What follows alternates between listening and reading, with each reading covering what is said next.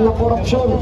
Mula sa flood control projects hanggang sa issue ng maletang pera. Malalim na ang problema ng korupsyon na sumasakal sa ekonomiya ng Pilipinas. Inilagay ang bansa sa ikatlong pwesto sa hanay ng mga sinasabing pinakatiwaling bansa sa rehiyon.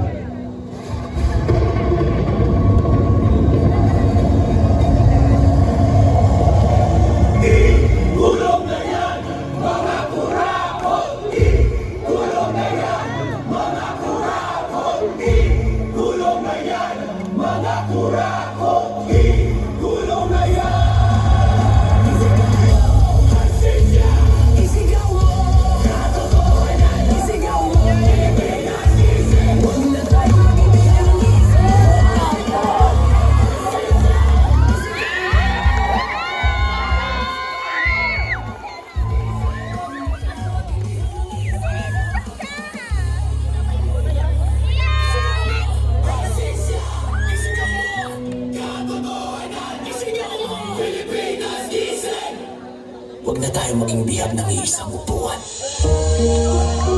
Tukusin, hindi lang naman kaming mga kontraktor ang nakikinabang dito. Marami din sa inyo, mga politiko, ang nagpapataba ng bulsa sa pangumurakot.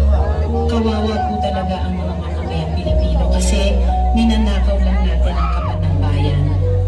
Sinong umaahon, tayo ba o sila? Manati nila habang nakalugabas.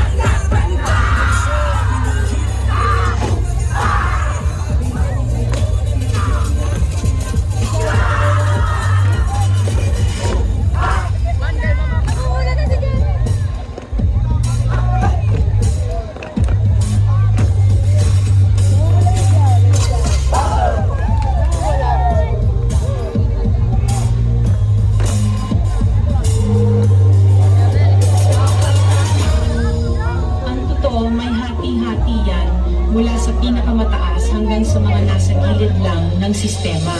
Sa patuloy ng pagdinig sa Senado,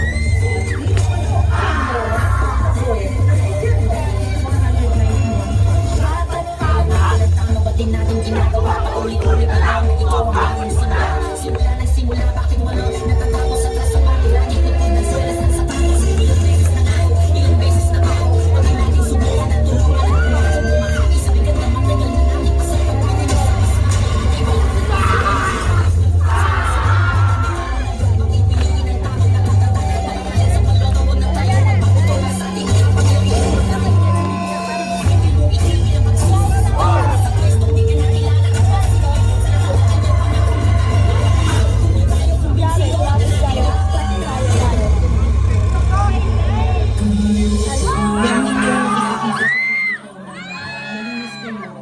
Dahil sa bawat proyekto may kapalit na porsyento para sa inyong opisina. Tingnan ninyo rin ang mga pangalan na nakaupo ngayon at lalo na sa mismo mga nagpapalakad ng gobyerno.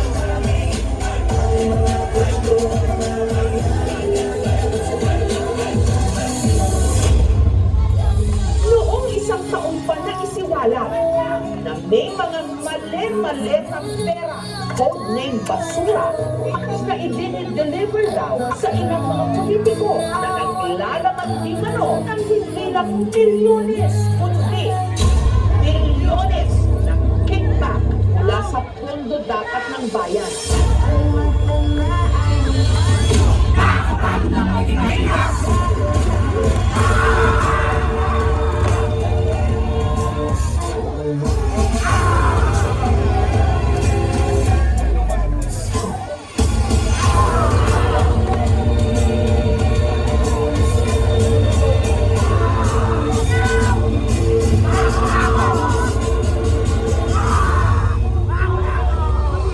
Pero ng kaugnayan, pero tayo mahihirap mas lalo naghihirap. Kaya